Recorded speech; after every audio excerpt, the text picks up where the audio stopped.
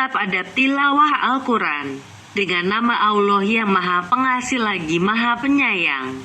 Segala pujian bagi Allah yang telah menganugerahkan kenikmatan kepada segala hambanya.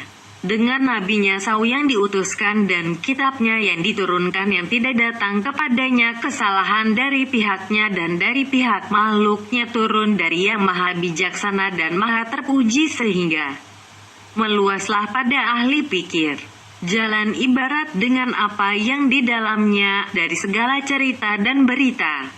Dan teranglah dengan dia jalan bagi perjalanan yang benar dan lurus, dengan apa yang diuraikan di dalamnya dari hukum-hukum.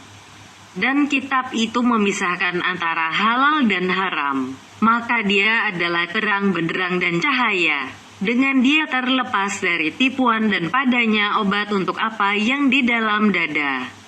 Barang siapa menyalahinya dari orang-orang yang kasar, niscaya dibinasakan oleh Allah. Dan barang siapa menuntut ilmu pada lainnya, niscaya disesatkan oleh Allah. Al-Quran itulah tali Allah yang kokoh dan cahayanya yang nyata, talinya yang kuat dan perpegangan yang sempurna. Dia itu meliputi dengan yang sedikit dan yang banyak, yang kecil dan yang besar.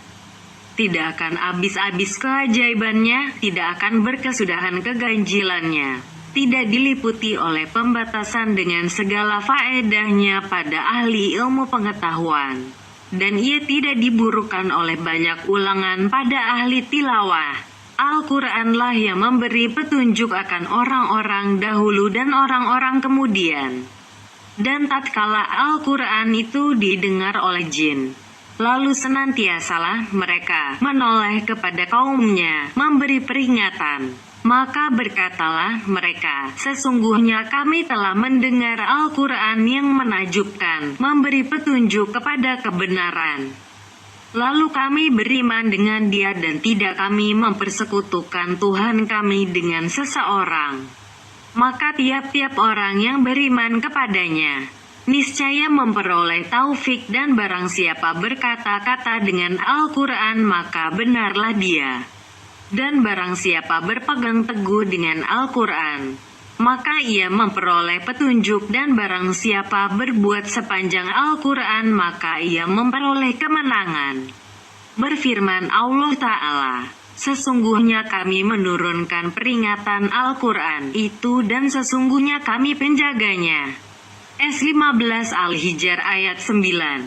Sebagian dari sebab-sebab penjagaannya, penghafalannya di dalam hati dan mashaf ialah berkekalan membacanya dan rajin mempelajarinya, serta melaksanakan adab-adab dan syarat-syaratnya.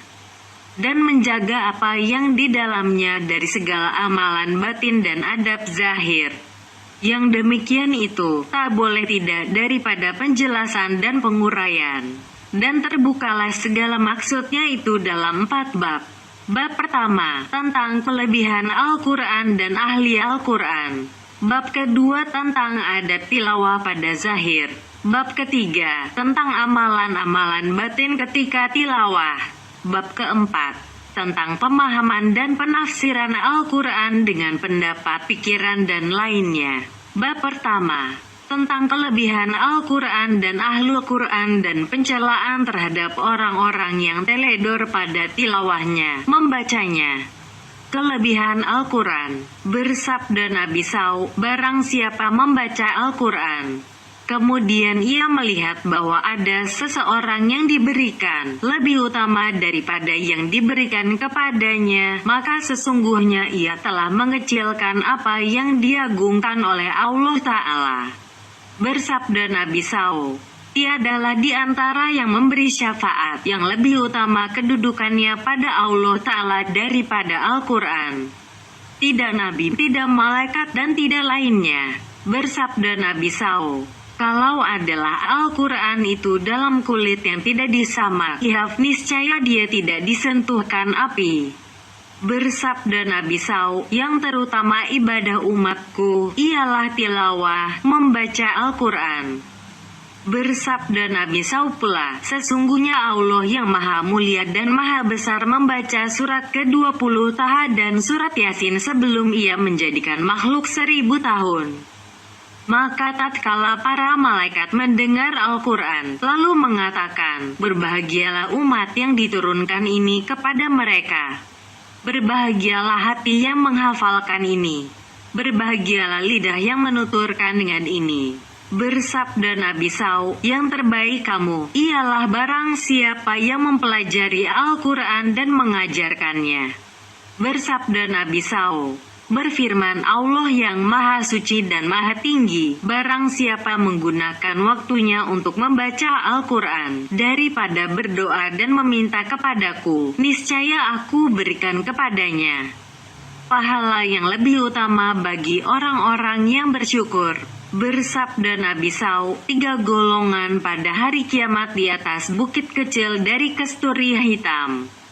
Tiada menyusahkan mereka oleh kegundahan dan tiada menimpa akan mereka oleh hisab dan amalan, sehingga diselesaikan apa yang di antara manusia orang yang membaca Al-Quran. Karena mengharap wajah Allah yang maha mulia dan maha besar dan orang yang mengimami suatu kaum dan kaum itu suka kepadanya. Bersabda Nabi Saw, Ahlul Quran ialah Ahlullah dan orang-orang yang dikhususkan olehnya. Bersabda Nabi Saw, bahwa hati itu berkarat seperti berkaratnya besi. Lalu orang bertanya, wahai Rasulullah, bagaimanakah membersihkannya? Maka menjawab Nabi Saw, membaca Al-Quran dan mengingati mati. Bersabda Nabi Saw, lebih bersangatanlah perhatian Allah kepada pembaca Al-Quran daripada orang yang mempunyai penyanyi kepada penyanyinya. Menurut Atsar, di antara lain, berkata Abu Umamah Al-Bahili, bacalah Al-Quran dan janganlah tertipu kamu oleh mashaf-mashaf yang bergantungan ini. Sesungguhnya Allah Ta'ala tiada mengazabkan hati yang menjadi karung Al-Quran. Berkata Ibnu Mas'ud, apabila kamu menghendaki ilmu pengetahuan, maka bacalah Al-Quran. Sesungguhnya dalam Al-Quran itu ilmu orang-orang dahulu dan orang-orang kemudian. Berkata Ibnu Mas'ud pula, bacalah Al-Quran. Sesungguhnya kamu diberikan pahala dengan tiap-tiap huruf daripadanya 10 kebaikan. Sesungguhnya aku tiada mengatakan satu huruf itu alif lam mim, tetapi alif 1 huruf, lam 1 huruf dan mim 1 huruf. Berkata Ibnu Mas'ud pula, tidaklah bertanya seorang kamu tentang dirinya, melainkan tentang Al-Quran. Kalau ia mencintai dan menajubkannya akan Al-Quran, maka dia mencintai akan Allah SWT dan Rasul-Nya SAW. Kalau ia memarahi akan Al-Quran, maka dia itu memarahi akan Allah SWT dan Rasul-Nya.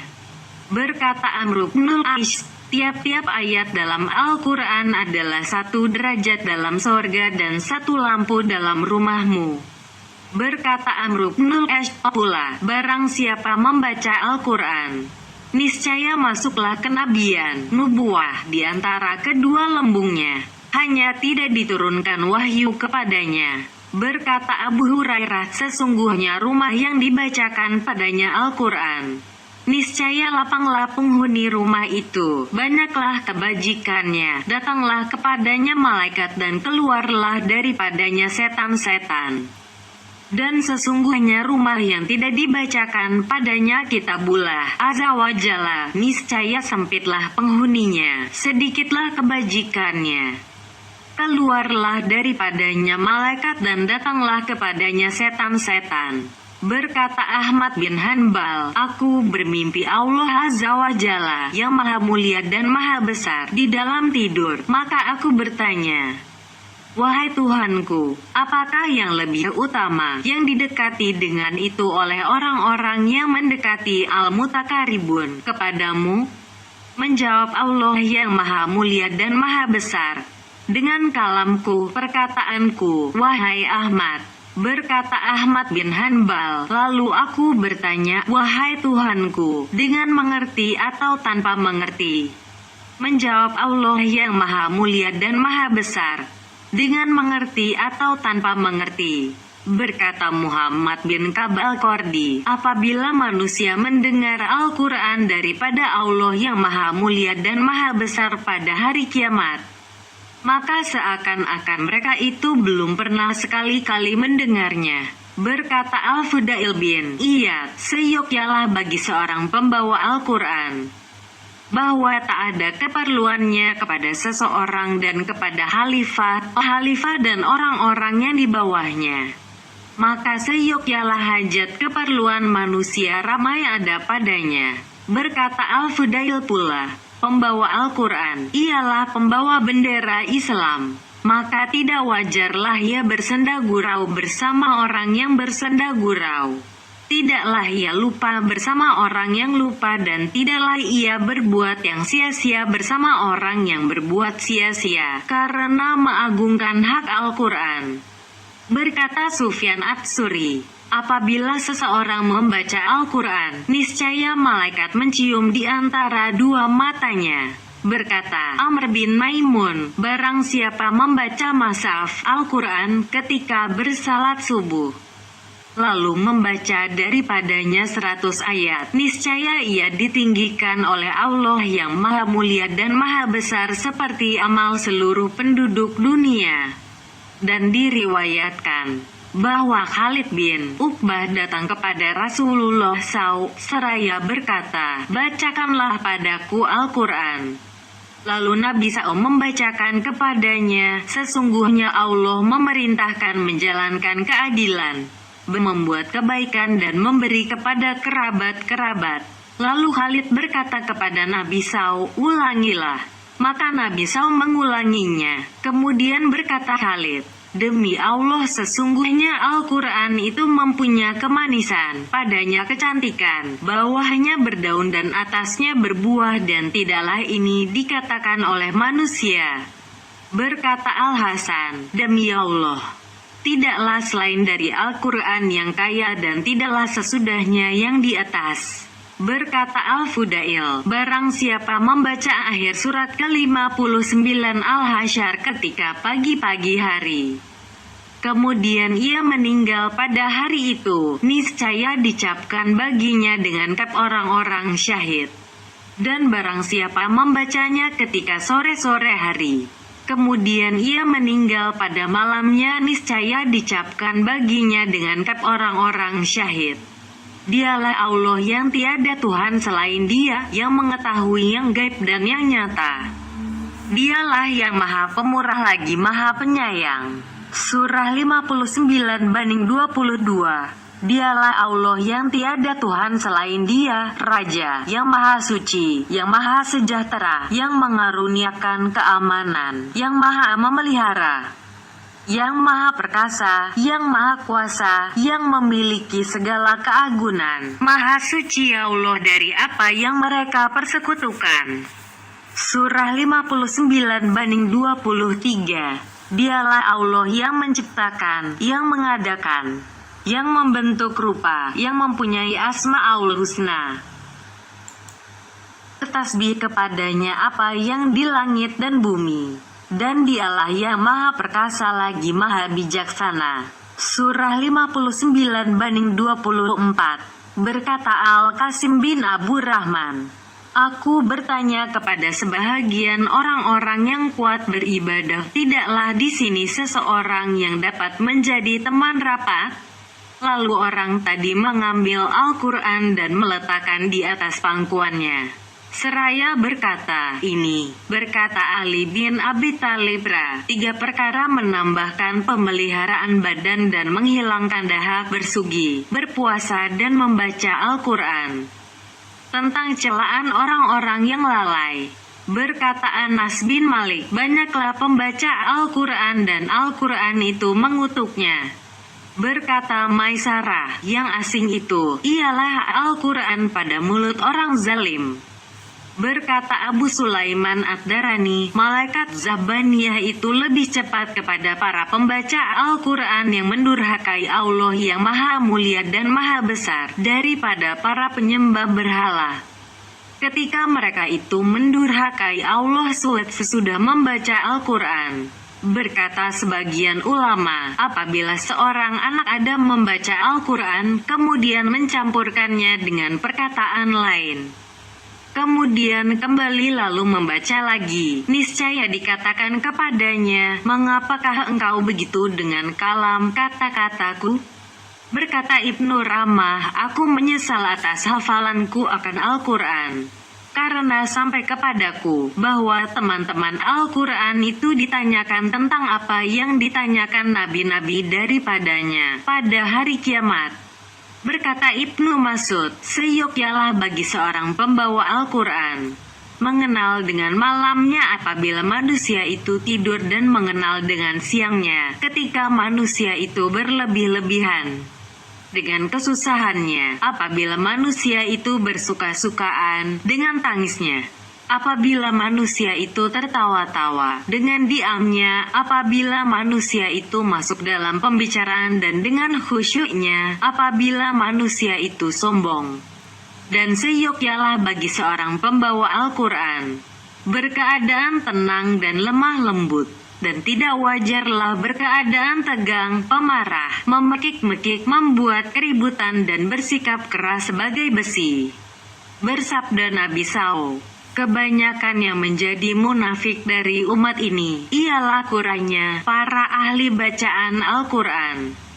Bersabda Nabi SAW, bacalah Al-Quran, di mana ia melarang engkau dari perbuatan maksiat. Maka kalau ia tidak melarang engkau dari perbuatan maksiat itu, niscaya tidaklah engkau membacakannya. Bersabda Nabi SAW, tiada beriman dengan Al-Quran orang yang menghalalkan barang yang diharamkannya. Berkata sebahagian salaf, sesungguhnya seorang hamba Allah memulai suatu surat dari Al-Quran, maka berdoa para malaikat kepadanya sampai selesai ia dari surat itu. Dan sesungguhnya seorang hamba memulai suatu surat dari Al-Quran, maka para malaikat mengutukinya sampai selesai ia dari surat itu. Maka ditanyakan kepada salaf tadi, mengapakah demikian? Lalu ia menjawab, apabila hamba itu menghalalkan yang dihalalkan surat tersebut dan mengharamkan yang diharamkannya, maka berdoalah para malaikat kepadanya. Dan kalau tidak demikian, maka para malaikat itu mengutuknya.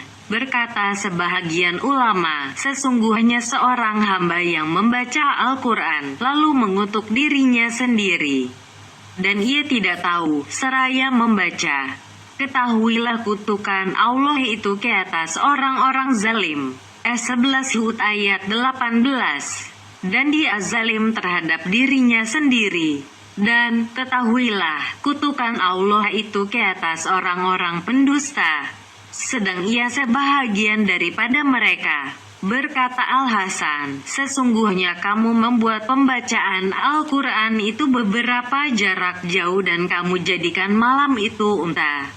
Maka kamu mengendarai unta itu, lalu kamu menumpuh dengan dia jarak-jarak jauhnya. Dan sesungguhnya orang-orang yang sebelum kamu memandang Al-Quran itu surat-surat rasail dari Tuhannya, maka mereka memahamkannya pada malam dan melaksanakannya pada waktu siang. Berkata Ibnu Mas'ud, diturunkan Al-Quran kepada mereka supaya diamalkannya, lalu mereka membuat pelajarannya amalan.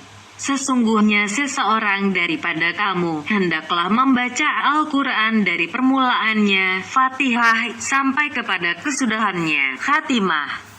Apa yang dihilangkan daripadanya sesuatu huruf, sesungguhnya ia telah menghilangkan amalan dengan huruf itu. Pada hadits yang diriwayatkan oleh Ibnu Umar dan hadits yang diriwayatkan oleh Judubra tersebut, sesungguhnya kami telah hidup pada masa yang panjang dan seorang dari kami diberikan iman sebelum Al-Quran.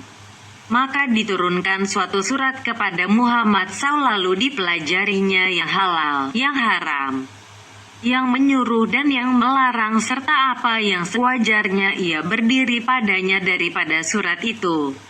Kemudian, sesungguhnya aku melihat beberapa orang yang diberikan Al-Quran kepada salah seorang daripada mereka sebelum iman. Maka dibacakannya apa yang ada di antara permulaan kitab Fatihah kitab sampai kepada kesudahannya, khatimahnya, di mana ia tiada mengetahui apa yang menyuruhnya dan apa yang melarangnya, dan tidak mengetahui apa yang sewajarnya ia berdiri padanya daripada kitab itu.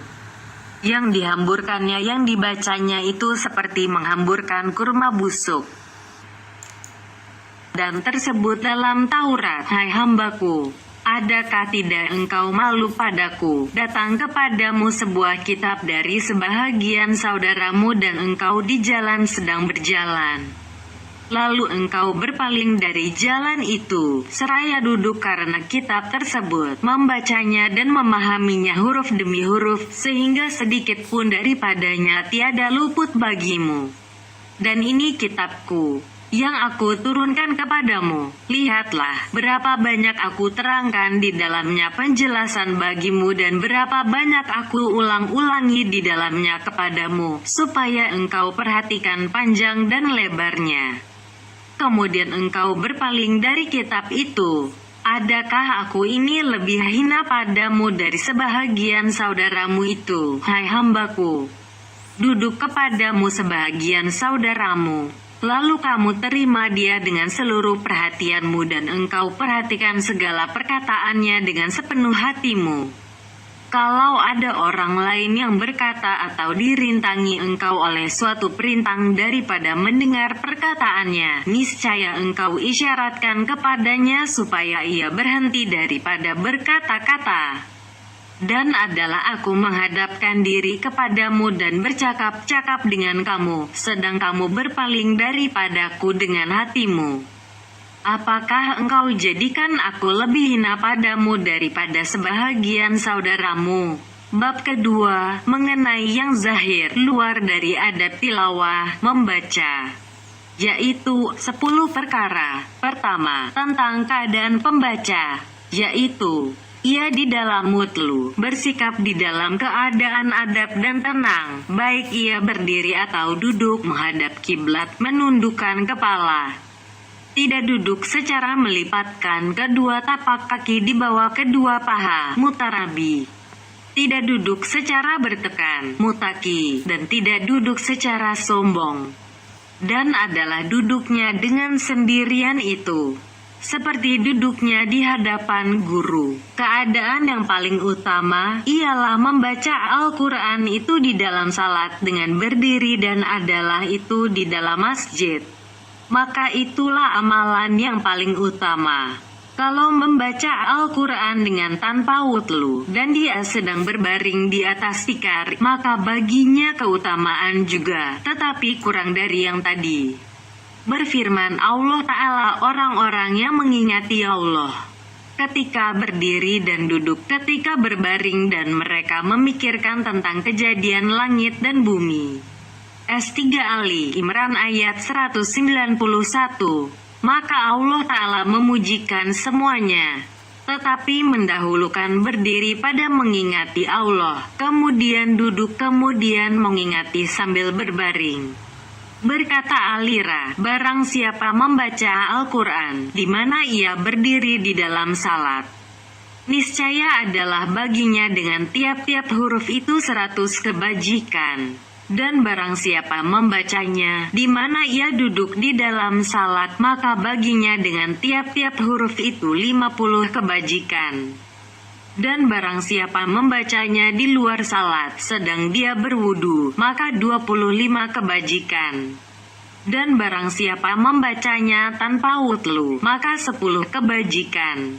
Dan apa yang dilaksanakan dengan mengerjakan ibadah pada malam hari, maka itu adalah lebih utama karena lebih mencamkan bagi hati.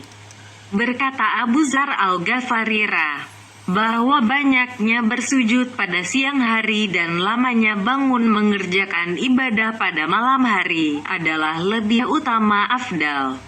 Kedua, tentang jumlahnya pembacaan bagi para pembaca Qur'an. berbagai macam adat kebiasaan tentang membanyak dan menyingkatkan pembacaan. Sebahagian mereka ada yang menyudahkan, menghatamkan Al-Quran sehari semalam sekali, sebahagian mereka 2 kali, dan sampailah sebahagian mereka kepada 3 kali, dan sebahagian mereka ada yang menghatamkan sebulan sekali. Dan yang lebih utama untuk menjadi perpegangan tentang jumlah tilawah itu ialah sabda Rasulullah SAW, barang siapa membaca Al-Quran kurang dari 3 kali, niscaya ia tiada memahami akan Al-Quran itu. Yang demikian itu karena lebih daripadanya mencegah bagusnya tilawah, tartil. Berkata Aisyah tatkala mendengar seorang laki-laki banyak benar salahnya pada pembacaan Al-Quran, bahwa orang itu tidaklah membaca Al-Quran dan tidak pula diam. Nabi SAW menyuruh Abdullah bin Amr supaya menghatamkan Al-Quran pada tiap-tiap 7 hari. Dan begitu pula segolongan dari sahabat menghatamkan Al-Quran pada tiap-tiap Jumat, seperti Utsman, Zaid bin Sabit, Ibnu Mas'ud dan Ubay bin Ka'ab direlai oleh Allah kiranya mereka itu semuanya. Tentang penghataman, adalah 4 tingkat penghataman dalam sehari semalam. Tingkat ini telah dimakruhkan oleh segolongan ulama. Penghataman pada tiap-tiap bulan, di mana tiap-tiap hari itu adalah 1 juz daripada 30 juz. Dan ini seolah-olah adalah bersangatan pendek. Sebagaimana yang pertama itu bersangkutan banyaknya. Di antara kedua tingkat tadi, terdapat 2 tingkat yang sederhana. Yang pertama, dalam seminggu sekali dan yang kedua dalam seminggu 2 kali. Mendekati kepada 3, dan yang lebih sunat ialah menghatamkan sekali khatam pada malam dan sekali khatam pada siang. Dan menjadikan khataman siang itu hari Senin pada 2 rakaat salat subuh atau sesudahnya. Dan menjadikan khataman malam Jumat pada 2 rakaat maghrib atau sesudahnya. Supaya menghadap permulaan siang dan permulaan malam dengan khataman itu. Karena para malaikat berdoa kepadanya kalau khatamannya pada malam sampai kepada waktu subuh. Dan kalau khatamannya pada siang sampai kepada waktu sore, maka melengkapilah keberkatannya akan seluruh malam dan siang. Uraian tentang jumlah bacaan adalah kalau ia dari orang-orang yang kuat beribadah yang menempuh jalan amalan, maka tidak wajarlah berkurang dari 2 khataman dalam seminggu. Dan kalau ia dari orang-orang yang menempuh amalan hati dan berbagai macam pemikiran atau dari orang-orang yang menghabiskan waktunya dengan mengembangkan ilmu pengetahuan, maka tiada mengapa ia menyingkatkan dalam seminggu sekali. Dan kalau ia dari orang yang tembus pemikirannya tentang segala maksud Al-Quran, maka kadang-kadang mencukupilah dalam sebulan sekali. Karena banyak keperluannya untuk membanyakkan mengulang-ulangi dan meneliti. Ketiga, tentang cara pembahagian. Adapun orang yang menghatam dalam seminggu sekali, maka dibagikan Al-Quran kepada 7 golongan. Adalah para sahabat menggolongkan Al-Quran kepada beberapa golongan. Diriwayatkan bahwa Utsman memulai malam Jumat dengan surat Al-Baqarah sampai kepada surat Al-Ma'idah. Malam Sabtu dengan surat Al-An'am sampai kepada surat Hud. Malam Ahad dengan surat Yusuf sampai kepada surat Maryam. Malam Senin dengan surat Taha sampai kepada Tasin Mim, Musa dan Firaun. Malam Selasa dengan surat Al-Ankabut sampai kepada surat Sa'ad. Malam Rabu dengan surat Tanzil sampai kepada surat Ar-Rahman. Dan disudahinya, dikhatamkannya pada malam Kamis. Adalah Ibnu Mas'ud membagi Al-Quran kepada beberapa bahagian. Tidak menurut tertib susunan tadi. Ada orang yang mengatakan bahwa kumpulan Al-Quran itu 7. Kumpulan pertama adalah 3 surat. Kumpulan kedua adalah 5 surat. Kumpulan ketiga adalah 7 surat. Kumpulan keempat adalah 9 surat. Kumpulan kelima adalah 11 surat. Kumpulan keenam adalah 13 surat. Dan kumpulan ketujuh yang terurai adalah dari surat Kahf sampai kepada penghabisan Al-Quran. Begitulah dibuat kumpulannya oleh para sahabat Ra, dan mereka membacanya adalah seperti yang demikian. Dan tentang itu terdapat hadits dari Rasulullah SAW. Dan ini adalah sebelum dibuat berbagi seperlima, sepersepuluh, dan berjus. Maka yang selain ini adalah diada-adakan. Keempat, tentang penulisan. Disunatkan membaguskan penulisan dan penjelasan Al-Quran, dan tiada mengapa dengan bertitik dan bertanda merah dan lainnya. Karena itu adalah penghiasan dan penjelasan serta pencegahan dari kesalahan dan tidak betul bacaan bagi orang yang membacakannya. Adalah Al-Hasan dan Ibnu Sirin menantang pembagian seperlima, sepersepuluh, dan berjus-jus. Diriwayatkan dari As-Syabi dan Ibrahim akan makruhnya titik-titik dengan warna merah dan mengambil upah atas perbuatan itu. Mereka mengatakan, lepaskanlah Al-Quran dari yang demikian. Berat dugaan bahwa mereka memandang makruh membukakan pintu ini, karena ditakuti membawa kepada mendatangkan penambahan. Dan menutupkan pintu dan merindukan kepada penjagaan Al-Quran daripada menerobos kepadanya pengobahan. Apabila tiada membawa kepada yang dilarang dan telah tetap keadaan umat padanya, dengan menghasilkan bertambahnya pengetahuan, maka tiada mengapa, dan tiada dilarang yang demikian. Oleh adanya itu diada-adakan, sebab berapa banyak yang diada-adakan, bid'ah itu dipandang baik. Sebagaimana dikatakan mengenai mendirikan jamaah pada salat tarawih, di mana itu adalah sebahagian dari yang diada-adakan oleh Khalifah Umar. Dan itu adalah bid'ah yang baik, bid'ah hasanah. Sesungguhnya bid'ah yang diada-adakan yang tercela, bid'ah mazmunah, ialah yang bertentangan dengan sunnah yang lama atau hampir membawa kepada mengubahkannya. Sebahagian mereka mengatakan, aku membaca pada mashaf yang bertitik dan tidaklah aku membuatkan titik oleh diriku sendiri. Berkata Al-Auza'i dari Yahya bin Abi Katsir, adalah Al-Quran itu tidak bertanda mujarad di dalam mashaf. Maka yang pertama kali diadakan mereka ialah titik pada ba dan ta, dan mereka mengatakan bahwa tiada mengapa yang demikian, karena itu adalah nur baginya. Kemudian sesudah itu diadakan oleh mereka titik-titik besar pada penghabisan ayat. Lalu mereka mengatakan bahwa tiada mengapa yang demikian untuk mengenal permulaan ayat. Kemudian sesudah itu diadakan oleh mereka penghabisan Fatimah dan permulaan Fatihah. Berkata Abu Bakar Al-Hazli, aku tanyakan Al-Hasan tentang memberi titik mashaf dengan warna merah. Maka beliau bertanya, apakah memberi titik mashaf itu? Aku menjawab, mereka mengirabkan kata-kata dengan bahasa Arab. Lalu beliau berkata, adapun mengirabkan Al-Quran itu, tiada mengapa. Berkata Khalid Al-Harza, aku masuk ke tempat Ibnu Sirin. Lalu aku melihat ia membaca pada mashaf yang memakai titik, padahal ia memandang makruh titik. Ada yang mengatakan bahwa Al-Hajjaj yang mengadakan demikian itu. Dia mendatangkan para qori Al-Qur'an sehingga mereka menghitung kata-kata Al-Quran dan huruf-hurufnya.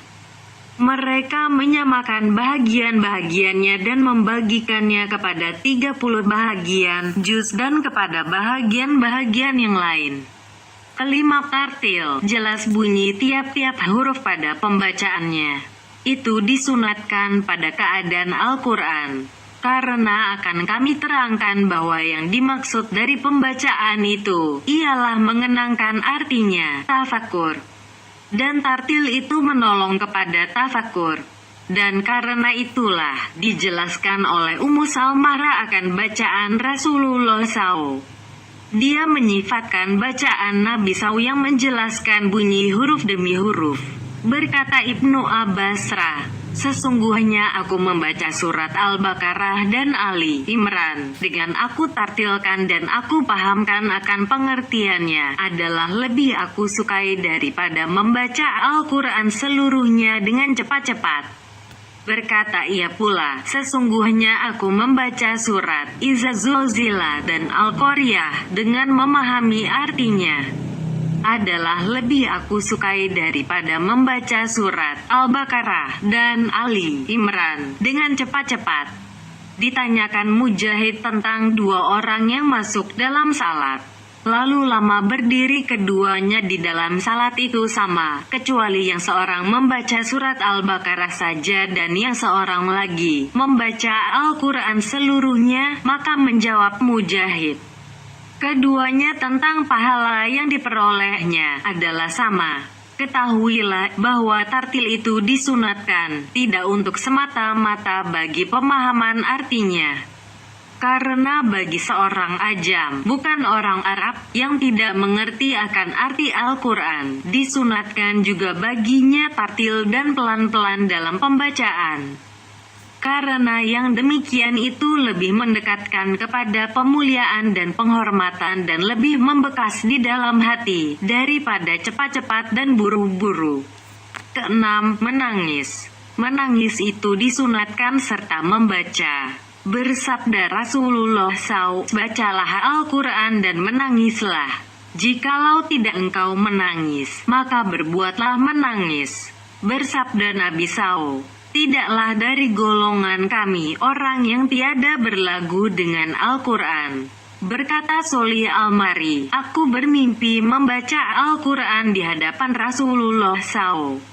Lalu beliau bersabda, bagiku hai Solih bacaan ini, tetapi mana tangisnya? Berkata Ibnu Abbas, apabila kamu membaca sajadah subhana, maka janganlah kamu bersegera sujud, sampai kamu menangis dahulu. Jikalau tidaklah menangis mata salah seorang daripada kamu, maka menangislah hatinya. Sesungguhnya jalan untuk memaksakan menangis ialah mendatangkan kegundahan kepada hati. Maka dari kegundahan itu timbullah tangis. Bersabda Nabi SAW bahwa Al-Quran itu diturunkan dengan kedukaan hati. Maka apabila kamu membacanya, lalu berduka citalah. Cara mendatangkan kedukaan hati ialah memperhatikan akan apa yang ada di dalamnya tentang berita menakutkan, janji azab karena durhaka, waid segala macam janji dan perikatan yang diperpegangi. Kemudian, memperhatikan keteledoran tentang segala perintah dan larangannya. Maka dengan itu, sudah pasti akan gundah hati dan menangis.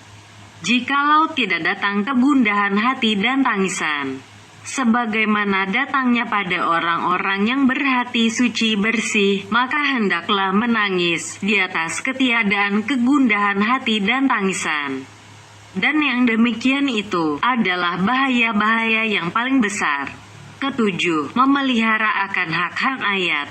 Apabila lalu pada ayat sajadah, niscaya bersujud. Dan begitu pula apabila mendengar dari bacaan orang lain akan ayat sajadah, niscaya bersujud apabila bersujud orang yang membacanya. Dan janganlah sujud, kecuali berada dalam keadaan suci, berwudu. Dalam Al-Quran ada 14 ayat sajadah, dan pada surat Al-Hajj 2 sajadah, dan tak ada pada surat Sa'ad sajadah. Sekurang-kurang sujud, ialah bersujud dengan meletakkan dahi pada bumi tempat sujud. Dan yang sempurna, ialah bertakbir, lalu sujud dan berdoa dalam sujud itu, dengan apa yang layak menurut ayat yang dibacanya. Seumpama ia membaca firman Allah Ta'ala, mereka sujud meniarap, tasbih memuji Tuhan dan mereka tidak menyombongkan diri. S32 As-Sajdah ayat 15. Maka ia berdoa, wahai Allah Tuhanku, Jadikanlah aku daripada mereka yang bersujud kepada wajah-Mu, yang bertasbih dengan memuji-Mu, dan aku berlindung dengan Engkau. Bahwa aku ini berada sebahagian dari orang-orang yang sombong terhadap amar-Mu atau terhadap para aulia, para wali-Mu, dan apabila membaca firman-Nya, dan mereka menierap dengan dagunya sambil menangis, dan Al-Quran itu menambah ketundukan hati mereka. S17 Al-Isra ayat 109. Maka berdoalah, wahai Allah Tuhanku, jadikanlah aku daripada orang yang menangis kepadamu, yang khusyuk bagimu. Dan begitu juga terhadap tiap-tiap ayat sajadah. Dan disyaratkan pada sujud ini akan segala syarat salat. Dari menutup aurat, menghadap kiblat, suci pakaian dan badan dari hadat dan najis. Dan barang siapa yang tidak suci, tidak berwudu ketika mendengar pembacaan ayat sajadah itu, maka apabila telah bersuci, maka baru sujud. Dikatakan mengenai kesempurnaan sujud itu, ialah bertakbiratul ihram dengan mengangkatkan kedua tangan. Kemudian, bertakbir untuk turun bagi sujud. Kemudian, bertakbir untuk bangkit dari sujud, kemudian memberi salam. Dan ditambahkan oleh orang-orang yang suka menambahkan akan tasyahud, dan tak ada asal bagi ini, selain dari mengkiaskan kepada sujud salat. Dan itu adalah jauh dari kebenaran. Yang datang amar, ialah pada sujud, maka hendaklah dituruti amar itu padanya. Dan tentang bertakbir untuk turun adalah lebih mendekati bagi permulaan pekerjaan. Sedang selain dari itu, jauh dari kebenaran. Kemudian, seyogyanya makmum sujud ketika sujud imam. Dan janganlah sujud karena tilawahnya sendiri, apabila ia itu makmum. Kedelapan, membaca pada permulaan tilawahnya. Aku berlindung dengan Allah yang mendengar lagi mengetahui dari setan yang kena kutuk. Hai Tuhanku, aku berlindung dengan Engkau dari segala gangguan setan, dan aku berlindung dengan Engkau. Hai Tuhanku, dari kedatangan setan-setan itu kepadaku. Dan hendaklah dibacakan Qul a'udzu birabbin nas dan surat Alhamdulillah. Dan hendaklah diucapkan ketika selesainya dari pembacaan, benarlah Allah yang maha tinggi, dan telah disampaikan oleh Rasulullah SAW. Wahai Allah Tuhanku, berikanlah kemanfaatan kepada kami dengan Dia, dan berikanlah keberkatan bagi kami padanya. Segala pujian bagi Allah Tuhan serwa sekalian alam, dan aku meminta ampun pada Allah yang hidup dan yang berdiri sendiri. Waktu sedang membaca, apabila ia lalu pada ayat tasbih, maka bertasbih dan bertakbirlah. Dan apabila lalu pada ayat doa dan ayat istighfar, ayat yang mengandung pengertian meminta permohonan dan pengampunan pada Allah, maka berdoa dan beristighfarlah. Dan jika lalu pada ayat yang mengandung pengertian sesuatu harapan, maka bermohonlah. Dan jika lalu pada ayat yang mengandung pengertian sesuatu yang ditakutkan, maka berlindunglah daripadanya. Diperbuat yang demikian itu dengan lisan atau dengan hati, maka diucapkan, Maha Suci Allah. Kami berlindung dengan Allah. Ya Allah Tuhanku, berikanlah kami rezeki. Ya Allah Tuhanku, berikanlah kami kerahmatan. Berkata Hudzaifah, aku bersalat bersama Rasulullah SAW, maka dimulainya surat Al-Baqarah. Tidak dilaluinya ayat rahmat, melainkan dimintanya.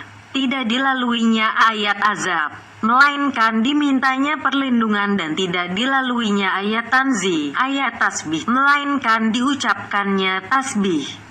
Apabila telah selesai dari tilawah, maka dibacakan apa yang dibacakan Rasulullah SAW ketika selesai pembacaan Al-Quran. Ya Allah Tuhanku, berikanlah aku rahmat dengan Al-Quran, dan jadikanlah dia bagiku imam, cahaya, hidayah dan rahmat. Ya Allah Tuhanku, ingatilah aku daripadanya akan apa yang aku lupakan dan ajarilah aku daripadanya akan apa yang tiada aku ketahui. Dan anugerahilah aku akan tilawahnya pada tiap-tiap malam dan tiap-tiap hari. Dan jadikanlah Al-Quran itu dalil hujah bagiku, wahai Tuhan serwa sekalian alam.